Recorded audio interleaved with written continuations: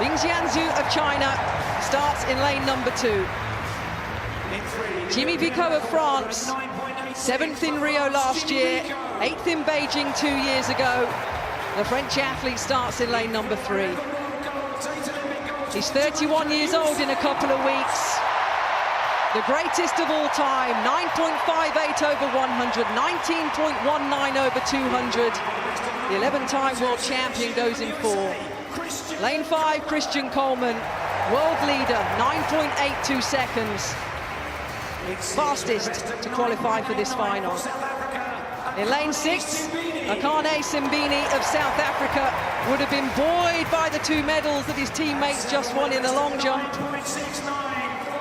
Lane number 7, Johan Blake, the equal second fastest of all time, 9.69 seconds. In lane number 8, the silver medalist in Rio last year, a world champion over the 100 and 200 meters in 2005, Justin Gatlin from the USA, and completing the lineup. A wonderful reception for Rhys Prescott of Great Britain, the UK champion, a personal best in his heat of 10:03, qualifying for the men's 100-meter final. The final individual race from the greatest of all time. Can the ending of his amazing journey have the fairy tale finish? The final of the men's 100 meters.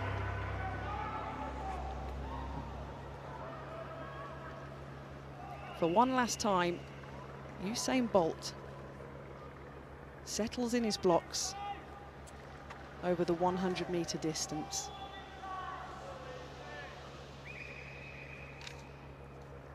Well, it's a clean start. It's a good start by Coleman. The American's flying in lane number 5. It's the American leading the Jamaican at the moment. It's going to be Coleman, but on the outside in lane number 8, unofficially 9.94 seconds. Well, was it Gatlin in lane number 8? Was it Coleman in lane number 5? The crowd drops. Justin Gatlin with a time of 9.92 seconds is the world champion here in London. The 5th fastest of all time at 9.74 seconds. The American athlete out of lane number 8 was poised, was controlled. His teammate Christian Coleman, 2/100ths of a second behind, picks up the silver for a US 1-2, and Usain Bolt in his final individual race runs 9.95 seconds for bronze. The fairy tale in the individual event wasn't to be for the Jamaican. It was a close race, but America get 1 and 2. Well, the fairy tale was all through his career, really, as far as I was concerned. Yes, it would have been wonderful to finish on a gold medal, but in the end, it's a tough race. He came into this race knowing he wasn't in the best shape, because he wanted to be here in London. He wanted to be here and be in front of this crowd to finish off his event. And look at the way that he's getting the reception from the crowd.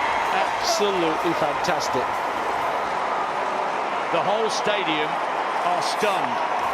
Justin Gatlin, after 5 successive silver medals behind Usain Bolt, is the champion of the world. Coleman held his nerve brilliantly. Such an inexperienced athlete internationally. He took the silver. It's not the fairy tale we were expecting, but we should still celebrate, commemorate, and revel in all that Usain Bolt has brought to our sport for the last 10 years. There will never be another like him, even if, at the end, it reads the last individual medal as bronze instead of gold. He's still the biggest multiple medal winner in the history of men's world championships. This is his 14th, and of course, every chance of winning another, and he ties Merlin Ottey on the women's record as well. And Gatlin now, the most medals at 100 metres in World Championships history with 4.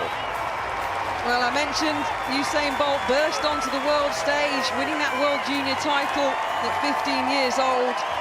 and he will leave with sprint times that may stand the test of time for potentially many, many years to come. Usain Bolt, we thank you for everything you've done over the last few years in our sport, still to come hopefully in the relay. But wow, it was a race that Bolt and Coleman were battling in their own little battle, weren't they, Steve, in the centre of the track.